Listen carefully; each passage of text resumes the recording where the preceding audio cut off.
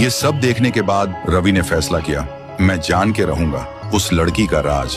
फिर वो घर जाने लगता है, तभी उसे रास्ते में कुछ लड़कों की लाशें मिलती हैं। किसी के पैर नहीं, किसी के हाथ नहीं, तो किसी का सिर ही नहीं।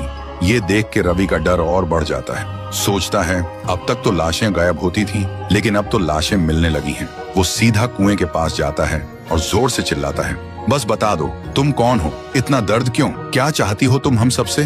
तभी कुएं के अंदर से वो लड़की निकलती है, आंखों में आग लेकर बोलती है, तू यहाँ क्यों आया है, क्यों जानना चाहता है सब कुछ, ये मेरी लड़ाई है, तू बीच में मत आ। और वो लड़की वापस कुएं में चली जाती है। रवि सोचता है इसके साथ जरूर कुछ बहुत बुरा हुआ है।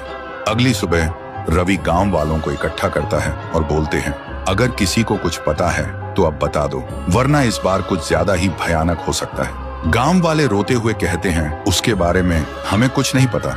फिर रात होती है और इस बार वो लड़की सीधा लोगों के घर में घुस जाती है, लड़कों को मारने के लिए। हर तरफ सिर्फ चीखें थीं, लोग डर के मारे इधर उधर भाग रहे थे। तभी रवि उस लड़की के सामने आ जाता है और लड़की उसे जोर का एक थप्पड़ मार देती है। रवि बेहोश हो जाता है। जब रवि को होश आता है तो देखता है कि वो एक पुराने घर में है, जहाँ कुछ लड़के किसी राज की बात कर रहे होते हैं। और फिर जो रवि सुनता है उसका दिमाग हिल जाता है। वो लड़की कोई और नहीं, गांव की ही एक सीधी साधी और मासूम अनाथ लड़की थी। नाम था मीरा। एक दिन मीरा स्कूल से घर जा रही थी, तभी कुछ लड़कों ने उसे छेड़ना शुरू किया। मीरा चिल्लाई, मैं सबको बता दूंगी। तभी उन दरिंदों ने उसे उठाया और जिंदा कुएं में फेंक दिया। वो चिल्लाती रही मगर किसी ने नहीं सुनी उसकी चीख, और मरने से पहले मीरा ने एक श्राप दिया, जब मेरी चीख कोई नहीं सुन सका तो अब हर चीख में सिर्फ मौत होगी। गांव के हर लड़के को मैं ले जाऊंगी एक एक करके। ये सब सुनते ही रवि घबरा जाता है। अब वो सब कुछ समझ जाता है, ये बदला है, एक आत्मा का बदला। अगली सुबह रवि पूरे गांव को सच बताता है। सुन के गांव वाले गुस्से से भड़क उठते हैं और कहते हैं, उन दरिंदों को वही मिलना चाहिए जो मीरा के साथ हुआ।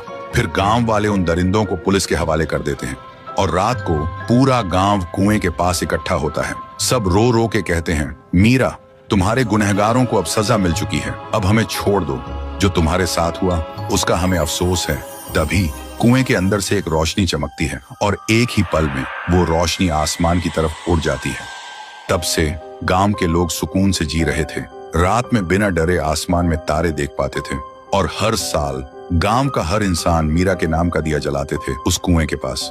तो दोस्तों, अगर तुम एक अच्छे इंसान हो और तुमने मीरा के दर्द को दिल से महसूस किया है तो इस वीडियो को लाइक करो और कमेंट में एक दिया जरूर छोड़ना।